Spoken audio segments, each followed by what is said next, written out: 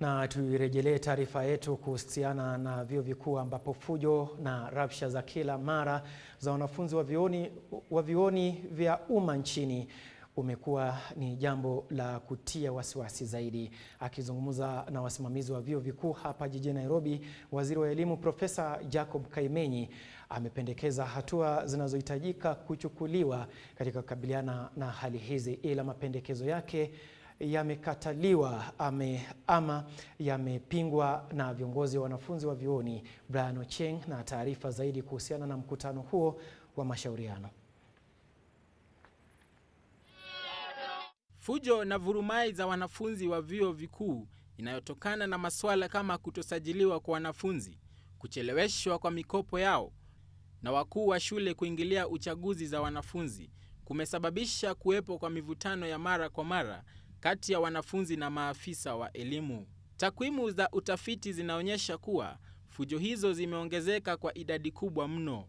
Hivi juzi, Seneti ya Chuo Kikuu cha Jomo Kenyatta ililazimika kukifunga chuo hicho kutokana na fujo za wanafunzi. Akizungumza na wawakilishi na wenyekiti wa vyuo vikuu vya umma hapa nchini, Waziri wa Elimu Jacob Kaimenyi ameyawasilisha mapendekezo ambayo anaamini yatasaidia kutatua hali hizo. We have a public-private partnership policy and the law. Ensure that is done. There is therefore need for us to look into the policy, our legal frameworks, and we have great minds here that provide guidelines on how to resolve the issues.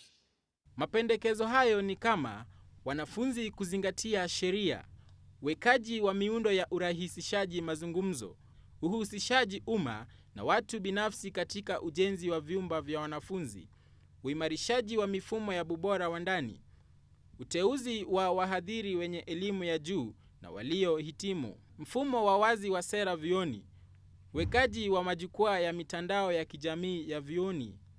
Aidha, wawakilishi wa wanafunzi katika vyuo vikuu wameyapinga mapendekezo hayo mara tu baada ya mkutano huo. The meeting that happened actually, as comrades, it is null and void, because that is disloyalty to comrades, and disloyalty to comrades is loyalty to Satan. And disloyalty to VCs and the Professor Kaimenyi is loyalty to God. In simple words, I would like to state that a few group of individuals came together without consulting the major stakeholders, who are the students.